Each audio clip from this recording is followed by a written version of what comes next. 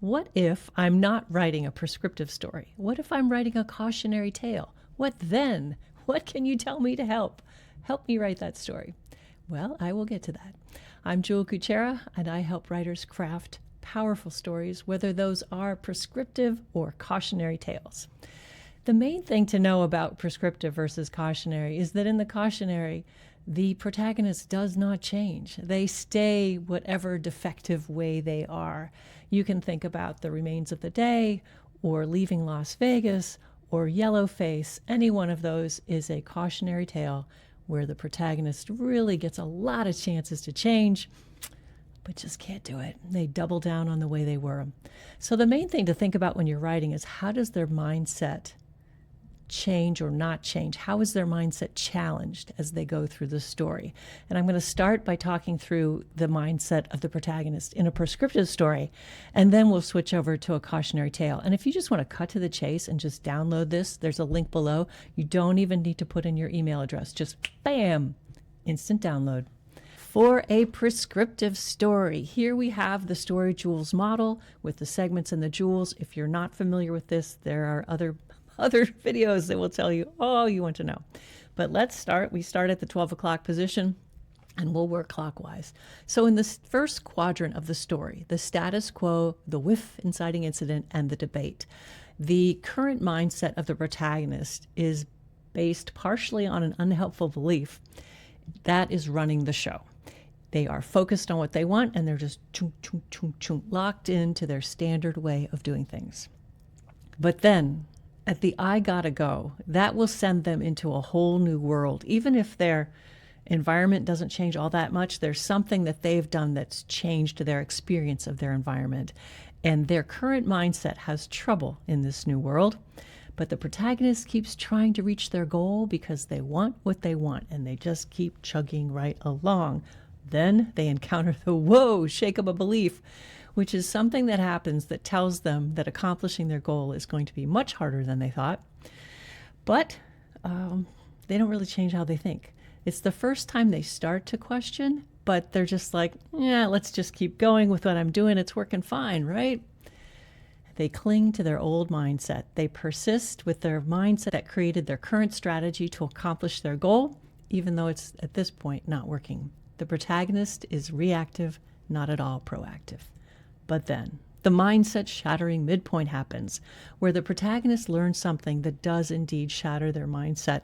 Everything they believed about their current situation is shown to be false, and so they're going to have to change, which they'll do in a prescriptive story. The Plan A Change You begins the shift from the protagonist's original goal. They switch to like, okay, I'm going to do something differently, but I'm going to focus on changing the people and situations around me. They become proactive rather than reactive. They set a new goal or a new strategy, and they test their new way of being. But the problem is that they're like a toddler learning to walk. So they're going to stumble. And then in the WHAM All Is Lost, the protagonist loses something they valued most because they slipped back into their old mindset. They did something not quite all that great, and it partially caused the all is lost. In the dark night of the soul, the protagonist reflects on what they lost and how they contributed to the lost. This leads to a complete rejection of their unhelpful belief in a prescriptive story, and full commitment to the new way of thinking and behaving and the emergence of a new goal. Now, in the return changed, the protagonist returns to the challenge that has been dogging them from the beginning, and this time they have full commitment to their new mindset and their new way of behaving. This will enable them to accomplish things they could never have done before with their old mindset. They finally let go of their former goal and are fully focused on their new goal that has sprung from their new mindset. In the Plan B, Change Me, the protagonist is fully committed to their new mindset, goal, and behavior. We see the proof of their change. We have to.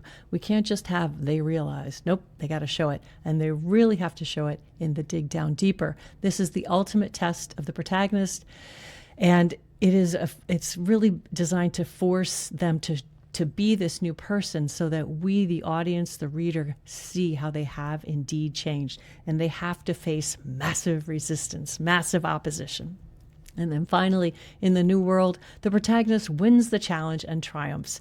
This would not have been possible with their old mindset, but the protagonist has changed, and we see the proof of just how big a change it is. That's how it works in a prescriptive story. But in a cautionary tale, starts out kind of the same, but nope. So let's start with the cautionary tale. Let's go back to the beginning and see what happens. The first quadrant is still the same. The protagonist's current mindset is in charge. They have their goal that they're focused on, and they're just chugging right along. But then after they've made a decision to step into this new world, their current mindset has trouble, but they're going to keep going. And then the thing that happens to shake up their belief, it will tell them that what they want is harder than they thought, but they just toss that doubt right out the window. They're like, nah, I can do it. I can do it. Then in the cling to old mindset, we see the protagonists persist with their current mindset that is getting them into trouble. And it's not working, but they just keep going, being reactive, reacting to what's happening rather than being proactive. At the mindset-shattering midpoint, same thing happens. The protagonist learns something that shatters everything they believed about their current situation, but instead of taking a new mindset, starting with that, they don't do that. They reassemble the shattered pieces. They glue them with super glue. They reinforce them, and they seek to change or control others, but not themselves. They are just doubling down on what they believe. Then at the WHAM, all is lost. The protagonist loses something they valued most because they continue with that old mindset. This is another opportunity for them to change. But unfortunately, it's not going to work. In the dark night of the soul, they do not self-reflect. Instead, they other-reflect, and they think about how other people cause their problem, and this isn't right and it isn't fair. They weld themselves to their unhelpful belief, their existing mindset, and their goal. This seals their doom. Then in the return change, they return, but they don't change. They're once again faced with the problem that's been dogging them from the beginning, but they have their full commitment to their original mindset and their original goal. They are here to prove their point. I think of leaving Las Vegas at this. Oh, so sad. Then in the plan B, change me, that's not what it's about. It's just, I'm going to keep going with the way I've been doing things, and you're going to lose. The protagonist is fully committed to their old goal and mindset.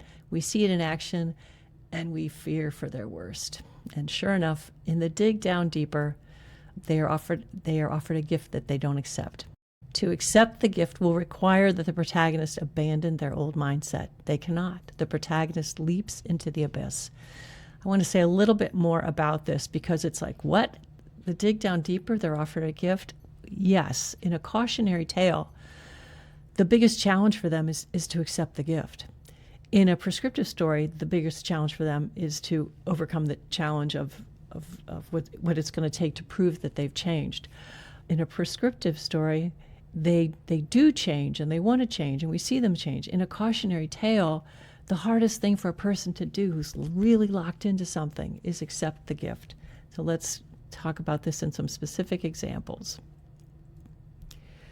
In The Remains of the Day and Leaving Las Vegas, in both of those stories, the gift offered is love. And we can see the love being offered very generously. And in fact, I'm almost surprised that the gift is being offered. But the protagonist rejects it, and we know how this story is going to end, and it's not going to be happy. And sure enough, it's not. There is no new world. It's the same old world, but it's much worse than it was at the beginning of the story, because now the protagonist is worse off in every way. Their relationships are worse off. Their world is worse off. Everything is bleh. And that's because the cautionary tale the purpose of it is to show us what not to do. And so it needs to be a horrible ending. And in a cautionary tale, it is. So that's it for the difference between prescriptive and cautionary tales. Really force your protagonist to double down on their existing mindset, even when it's not serving them, especially when it's not serving them. Download that document if you haven't already, and I wish you all the best with your story. Take care. Wish you well. Tally-ho.